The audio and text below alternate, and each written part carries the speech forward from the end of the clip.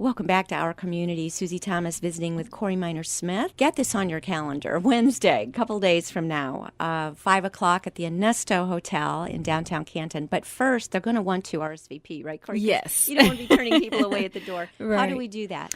Go to CoreyEmpowers.com, and that's Corey, Corey, empowers.com. When you talk about your life story and your childhood experiences, betting people would not have looked at your life and said, now there's a girl who's going to go to law school and who's going to be very successful.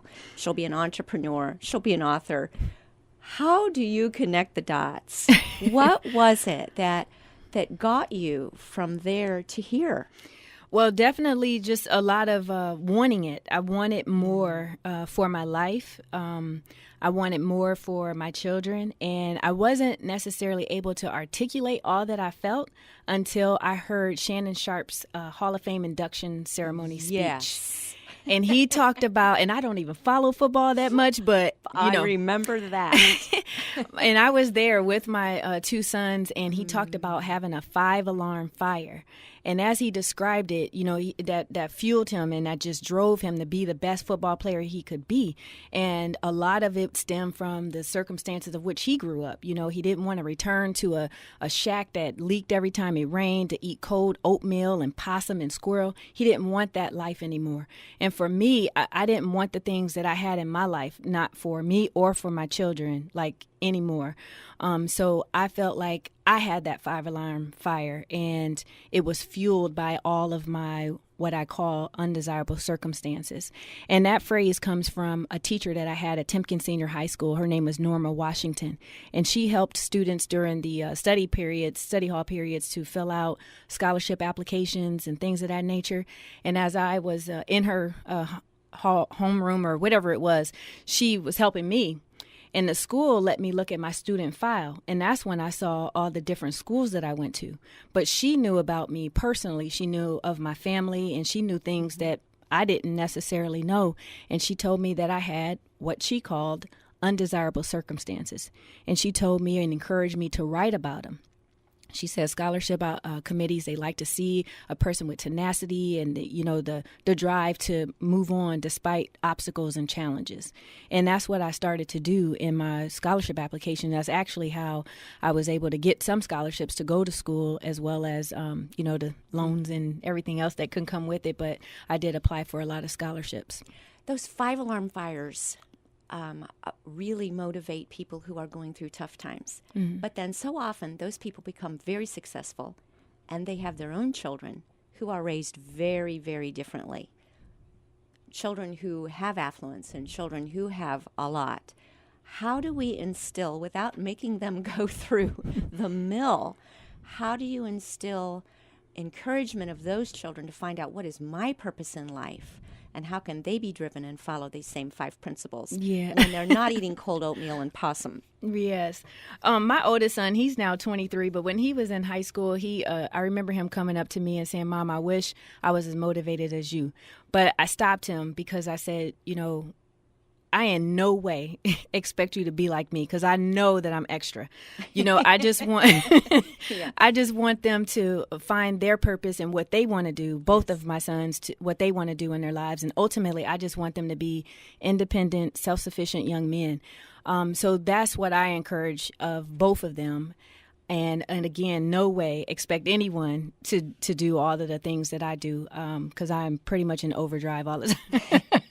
Pretty much in overdrive all the time. We can learn things the hard way, and we can learn things the easy way. And it's so much easier when you can learn things the easy way. Yes. But sometimes if life's a little too easy, we end up not learning them. That's very true. And I think it's important for our children and youth to understand the importance of being responsible, meeting obligations and things of that nature. And I feel that, they get that information from me as their mother and their father and others in our family. But just encourage them to have a strong work ethic. And if you start something, to finish it. And hopefully, they exhibit that, and that they will carry that on through their lives. always so impressed that the president of the Timken company made his kids have a paper route. I've always loved that. Yes. You know, that's important. Teaching responsibility for sure. I had a paper route. Yes, there you go. So Yes. important. Yes, I did babysitting, but Yes. lots and lots and lots of it.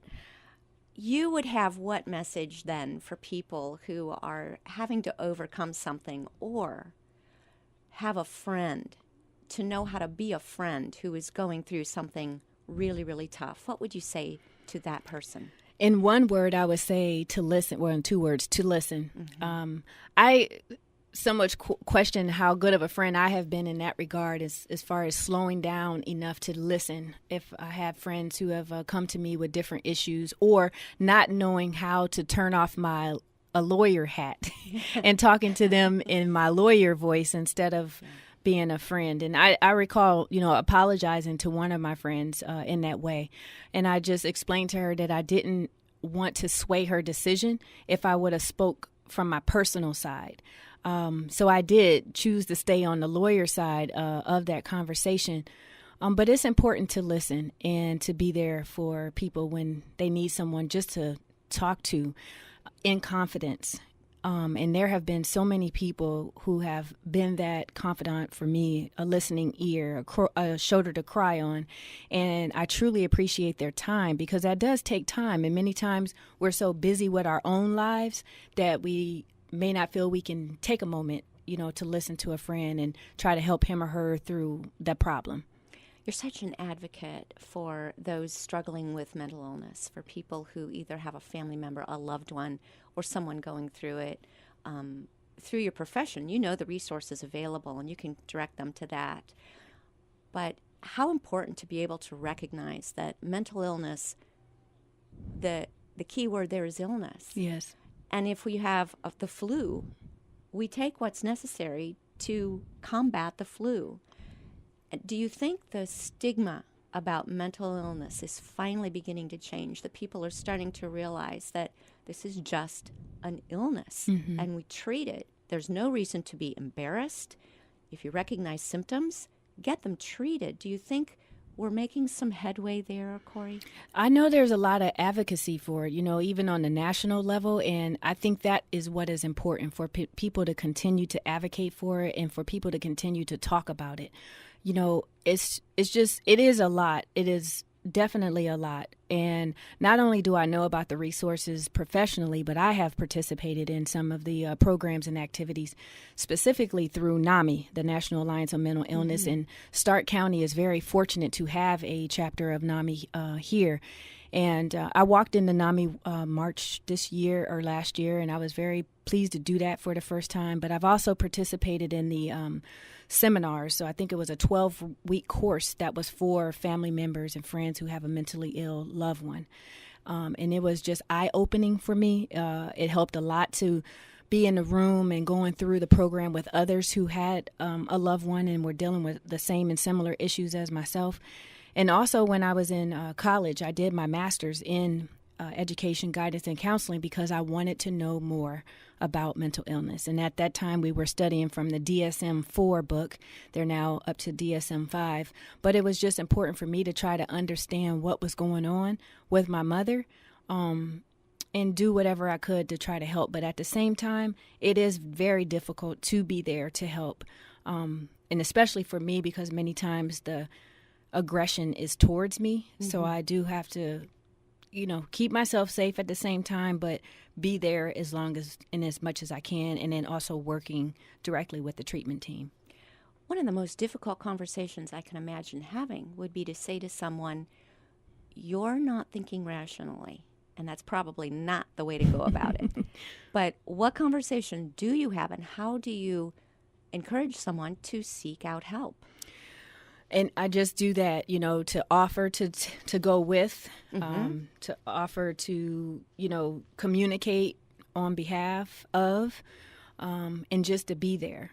But when there are times where there's a lot of aggression, I do have to step back. And at that time, I work through the treatment team if, in my particular case, if my mother is willing to engage, because there's only so much that anyone can do if the person is not willing to engage, because it is a voluntary process. But there, again, are a lot of resources, even researching and looking into the guardianship program that's available through the probate court. Coleman is the main organization now in Stark County, so finding out whatever resources that Coleman has that's applicable to your situation. Being connected with the law enforcement agency of your jurisdiction is important. Unfortunately, there were times where we had to do missing persons reports, and the police department was very, very helpful in helping to even cross jurisdictions and cross state lines, getting my mother back to Canton, Ohio. So I do appreciate all of the resources that are available, and I openly talk about all of this because it is difficult to be involved in it, and ultimately we want people to understand and know that it is a thing, in this life. It is real, and it doesn't discriminate. Age, race, religion, it doesn't matter. Anyone can be impacted, and especially the person with the illness, as well as the family and friends of that person that are trying to help. You've had so very, very much on your plate, personally, professionally. When in the world did you find time to sit down and write a book? Well, like I said, it was since 16, so I have kept notes over the years. A part of my process and learning myself, going through the divorce was to journal. So I did a lot of that. I took recommendations of recording. So I had a little recording device in my car or wherever, and if I thought of something, I would record it. So it was compiling all of this information. And this book has gone through several drafts and revisions. So it's not even the same as when it started. But all of it, I feel, is important. And of course, I couldn't write about everything, but I do plan to continue to write. And what I see right now for myself is writing a children's book. And it is focused on mental illness, but from a child's perspective, because I see myself as this little girl that I envision being on this book cover. But she simply asked, "Where is mommy?" And no one would tell her. They felt like she was too young. They didn't think she would understand. But all this little girl wanted to know was, where was mommy? That's a needed book. That needs to be available to children. Thank you. I encourage you to write that. How do you take care of you physically, spiritually? Well, a lot of people ask me that, a lot. When is your time? Like, when do you take a break? And I do try to take a break, but like I said, I am extra, and I do I do acknowledge that, and I'm working on it. But I have to say, my sister-in-law, she was just so instrumental in helping me to understand, like, about meditating and journaling and just taking quiet time, And I did write a post on Facebook because I was just in overload, but it was called #timeout because people ask me that question all the time. And I had to recognize myself, you need to take a time out, like put yourself in the corner and take a time out. So I do acknowledge the importance of that. And I like to travel. I like to go to the day spa or something like that, but just to relax. Well, you've got a lot of wisdom to share and going to be sharing it on Wednesday. Tell us again where, when, how to make reservations to be able to be there. Sure. You can make reservations by going to CoreyEmpowers.com. That's CoreyEmpowers.com. And it will be at the Onesto, which is located at 225, I believe that's Cleveland Avenue Northwest in Canton, downtown Canton. And it's from 5 to 8. And we look forward to seeing individuals there. We do appreciate the RSVPs, and people are also able to pre-order the book on CoreyEmpowers.com, and we will have books available at the book launch. Awesome. Corey Minor-Smith, thank you for all you do in our community. Thank you for having me.